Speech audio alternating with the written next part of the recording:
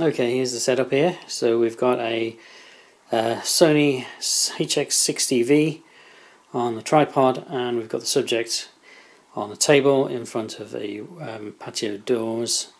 So let's just have a look at the camera. This is the Sony HX60V, and it's on the tripod, which is a VT P787 tripod that I bought from Jessop's. Just on the tripod, I bought this from Jessop's on the basis that it was quite small and had these telescopic legs, and the legs retract into the body, so it does condense down quite small, and it's quite flimsy, but it's quite light, and it's quite useful for this travel zoom type of camera, because you can easily pack them into a bag, and they obviously don't have any add a lot of weight to you. This is the front of the Sony camera, the HX60V. So the lens is here obviously, and the lens has a cover. These metal plates slide open. It's important not to get any grit on those slides, on those sheets, because they can scratch each other and prevent the cover from closing properly, so it's important to keep it clear of dust.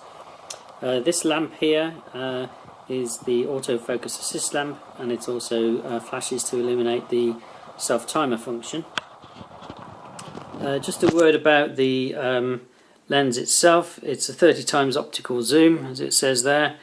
And it has an equivalent 35mm focal length of 24mm up to 720mm, so it's quite a range there. But even that increases when you are in movie mode. In the 16:9 ratio, it goes from 26.5mm up to 795mm, but in the 4:3 ratio, it's actually from 32mm up to 975mm. So a massive range there. Just a word about the numbers you can see around the lens. At 4.3mm, the aperture range is f3.5, and when that's extended to its telephoto zoom, a maximum of 129mm, the widest aperture is 6.3mm. So just looking at the top of the camera now, going from left to right, the pop-up flash, the speakers. This is a multi-function shoe. You can plug in an external flash, or you can plug in a microphone. I think those are the only two accessories I'm aware of. And then the top of the camera has two dials. It has the mode dial, and it also has a exposure compensation dial.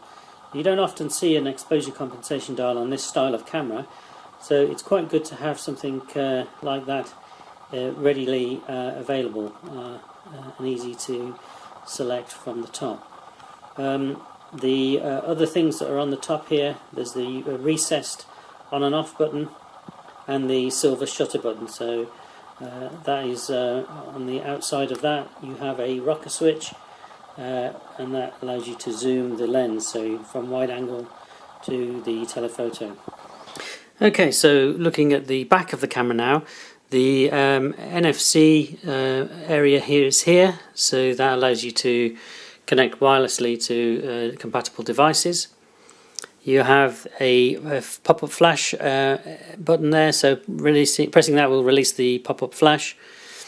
The LCD screen is here. Over here you have the movie mode button. It's another recessed button, preventing you from accidentally hitting it. So pressing that will start recording. You have the command dial. So this is a dial here that rotates, but it is also a rocker switch. It can go north, south, east and west positions.